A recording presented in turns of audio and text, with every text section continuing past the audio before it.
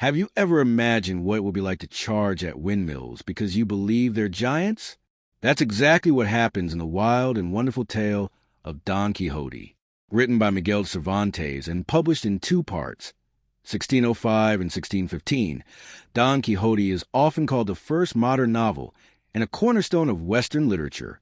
It tells the story of an aging Spanish gentleman who reads so many knight-errantry books that he decides to become a knight himself, right out of the fantasy pages. This crazy idea leads to a series of hilarious and touching adventures that still captivate readers today.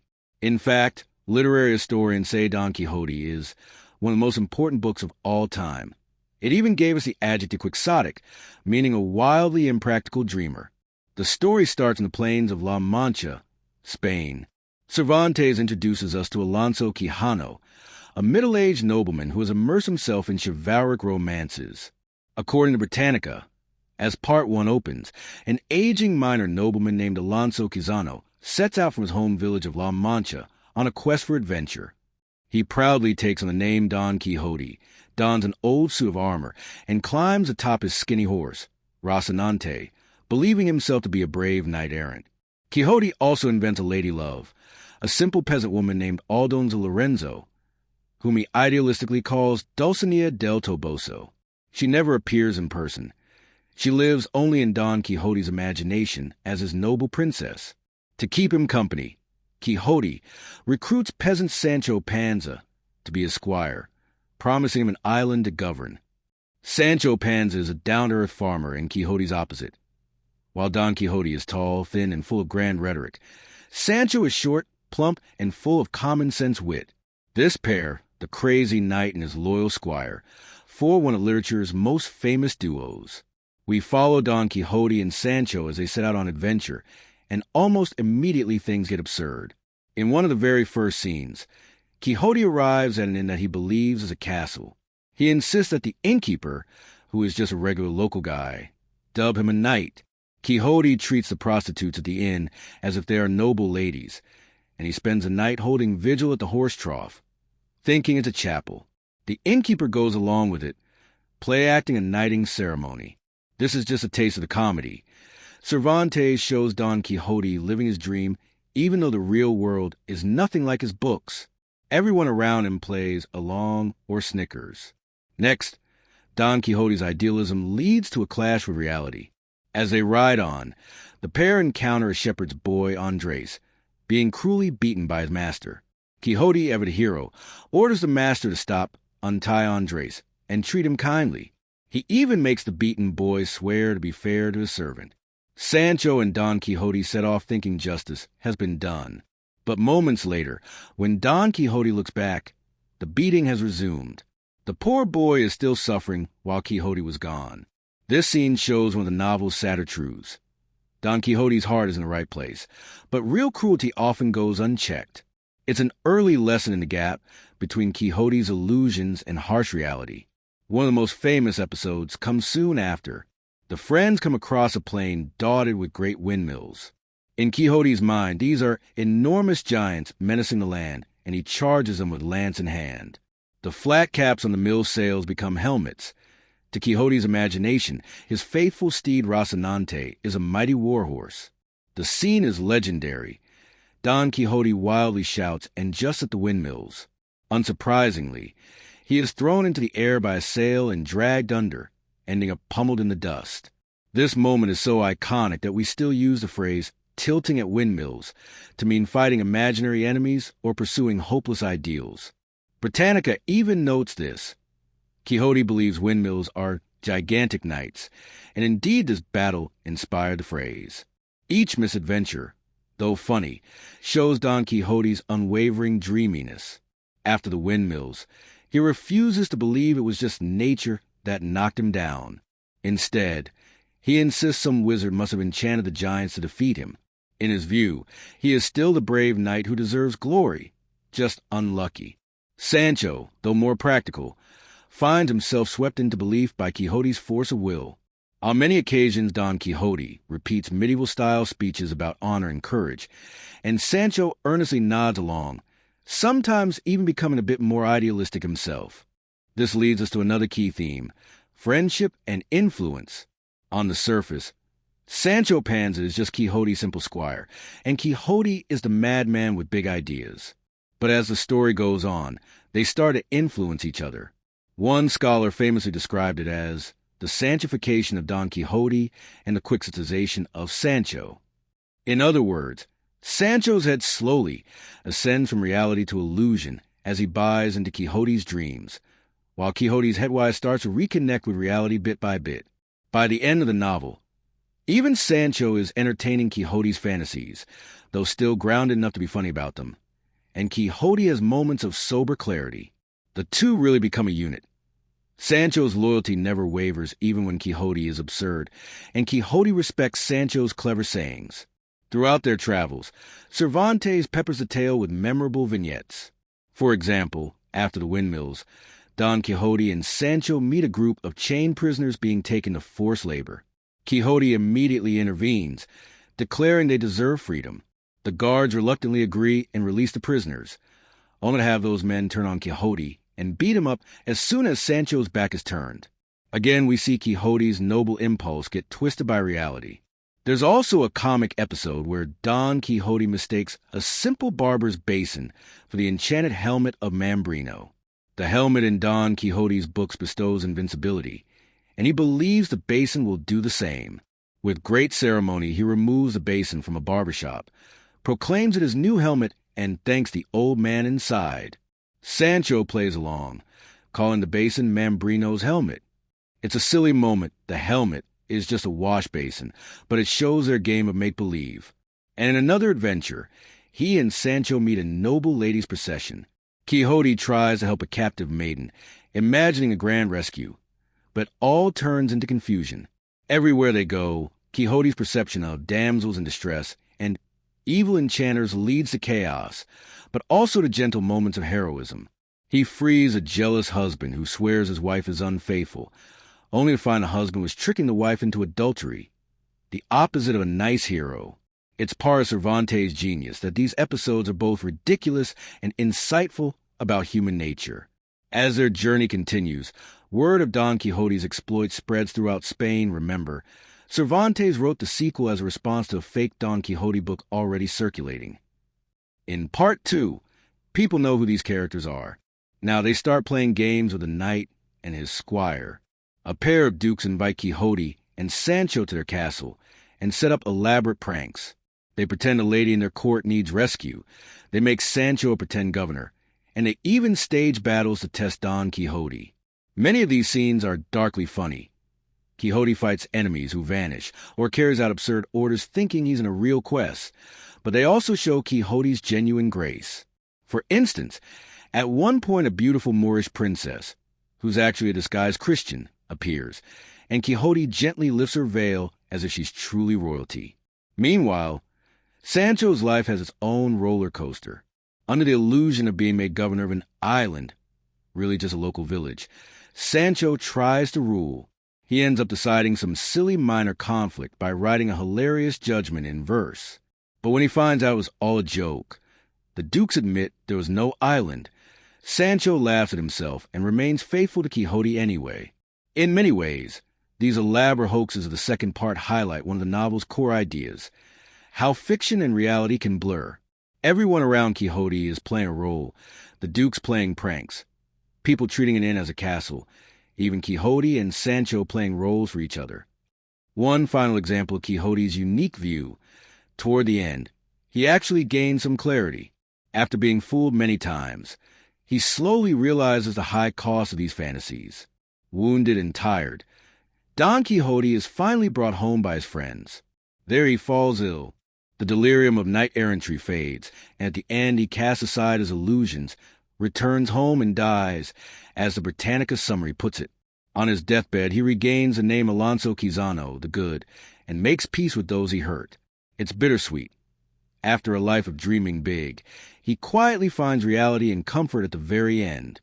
Alongside this action-packed plot, Don Quixote explores some deep themes. Chief among them is reality versus illusion. Almost every adventure hinges on Quixote mistaking the real world for the world of books. As one analysis notes, Many episodes are united by common themes of the nature of reality, reading, and dialogue. Quixote's boundless imagination is funny, but Cervantes shows the pain too. He is often beaten up or chained up because he insists on his fantasies. Yet the novel never says dreams are useless. In fact, Quixote's ideals sometimes improve the world around him by believing in Dulcinea's beauty or injustice. He treats strangers as if they could be heroes or ladies. This hints at a gentle lesson. Perhaps our own perceptions shape how we experience life. Friendship and loyalty emerge as another theme, no matter how foolish Quixote gets. Sancho never truly abandons him. They bicker like a married couple at times, but there's genuine warmth under it all. Don Quixote respects Sancho's street smarts, and Sancho admires Quixote's passion. Over time, Sancho even begins to share in Quixote's idealism. As Cervantes cleverly puts it through a later commentator, Sancho's spirit ascends from reality to illusion, while Don Quixote's declines from illusion to reality. We see Sancho buy into small enchantments, like expecting his wife to turn into a princess, and Quixote slowly conceding the occasional truth. It's like the two are swapping places. The squire learns a dream and the knight learns wisdom. Cervantes also pokes fun at the old chivalric romances that Quixote loves. The novel is, on the surface, very silly. It's full of jokes, pranks, and absurd twists. But beneath that, he's quietly critiquing those dusty old books. Quixote's adventures spoof the chivalric romance, as critics have said. He does so by repeating knightly deeds, rescuing prisoners, defending damsels, etc., but in modern 17th century, contexts that make them seem ridiculous. For example, charging at windmills is supposed to be heroic, but everyone reading laughs. Cervantes is saying those knight-errant stories were outdated even in his day. Yet he also honors them by showing a character who truly lives their values, if a bit blindly. Despite all the humor, there are clear morals too. Quixote often quotes or lives by old proverbs and good sayings. Even if he mixes them up, he once tells Sancho something very much like the proverb. The proof of the pudding is in the eating.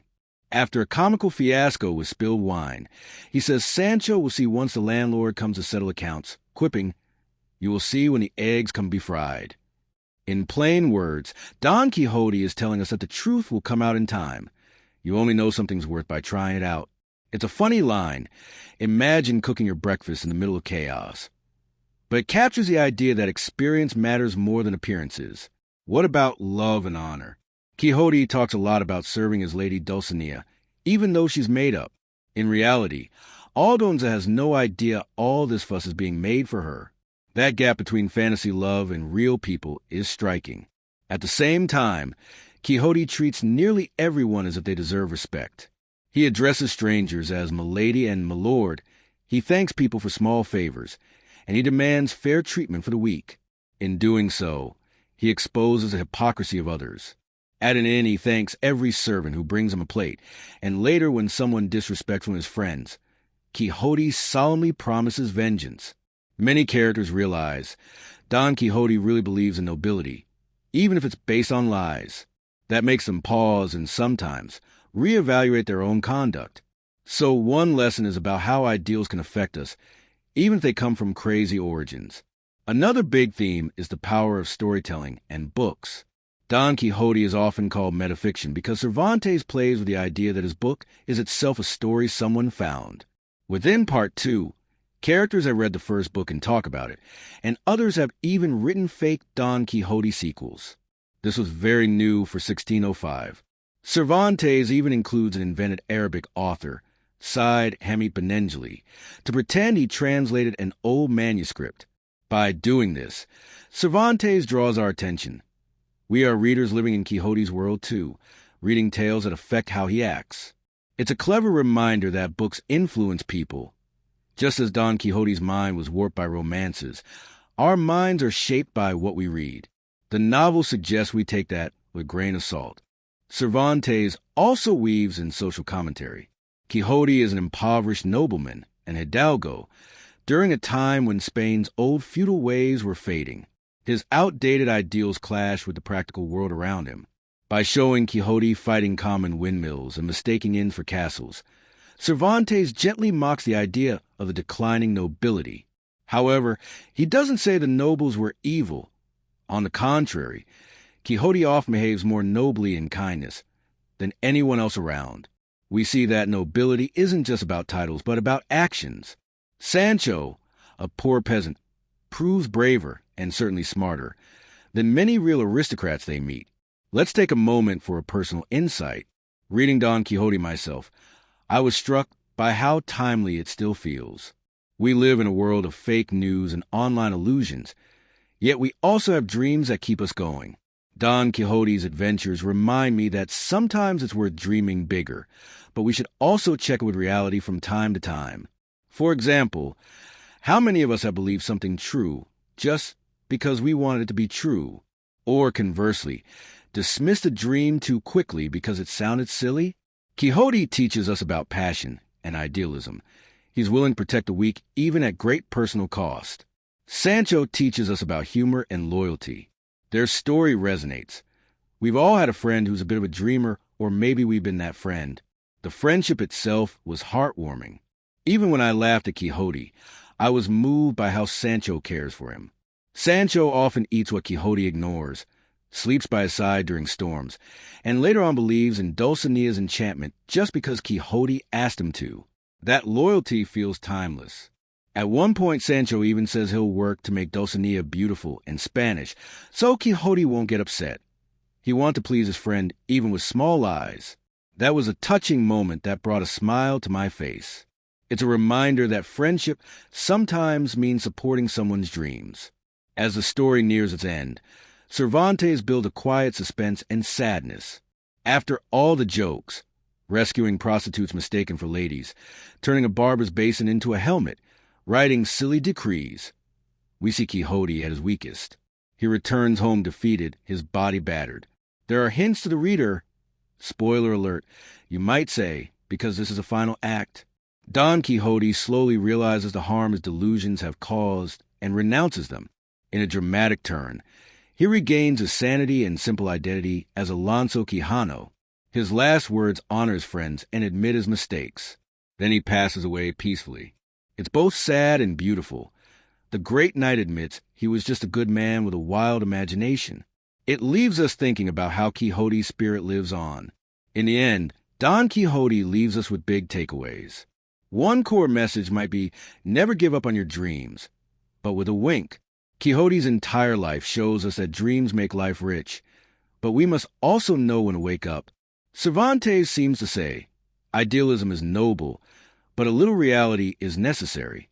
Another lesson is about compassion. Quixote's love for Dulcinea, though imagined, and his concern for the suffering reveal that at heart he cares deeply about others' worth and happiness. Even if his approach is crazy, the intent is kind. That teaches us to look past appearances. Dulcinea becomes a symbol for how we see people, and Quixote forces us to imagine greatness in everyone. So, what are the core themes we carry away? We see the conflict between sanity and madness. Is Quixote mad or just different? The novel shows he's in many ways quite sane and moral on everything except books.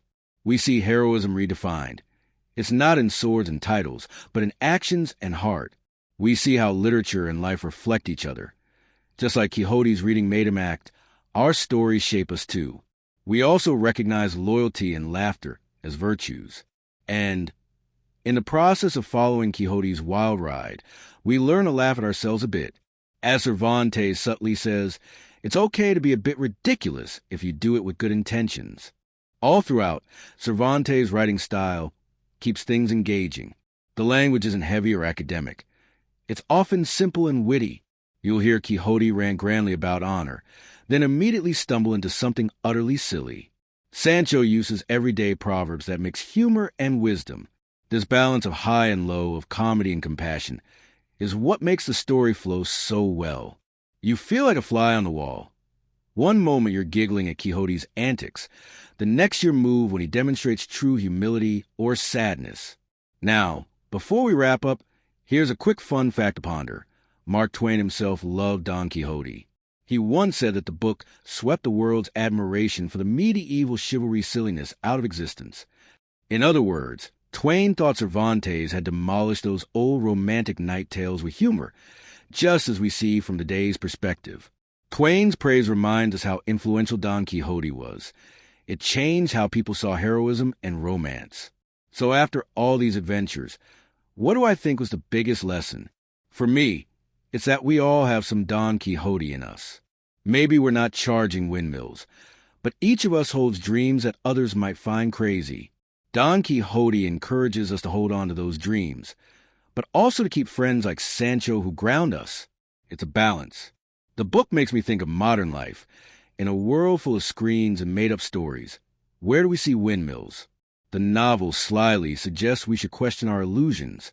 If you've read Don Quixote, you might see yourself in one of these two characters, or maybe both at once.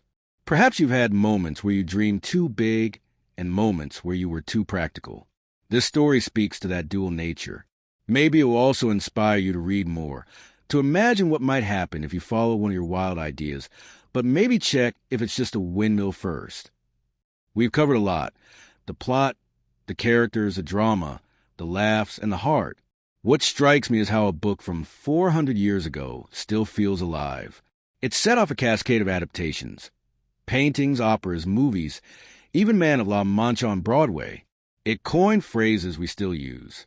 But beyond the trivia, it tells us something fundamental. Ideals make the world go round, but reality makes it stop. Don Quixote never really stopped dreaming, and that's why he's still with us in spirit. In summary, Don Quixote is a funny yet profound journey of a man chasing impossible dreams. It shows how imagination can uplift life, but also warns us not to lose sight of the world as it is. Above all, it celebrates kindness, loyalty, and the power of storytelling. Quixote's tale ends with a bit of sadness, but it leaves us smiling and thinking. As Quixote himself might say, it's an impossible dream, but maybe that is exactly why it's so worth telling. Thanks for joining me on this adventure through Don Quixote. If you found this journey entertaining, be sure to hit that like button and subscribe for more book stories. And I'd love to hear from you. What's your favorite part of Don Quixote, or which scene would you love to try yourself? Drop a comment, and let's talk dreams versus reality. Until next time, keep dreaming, but maybe keep an eye out for any giant windmills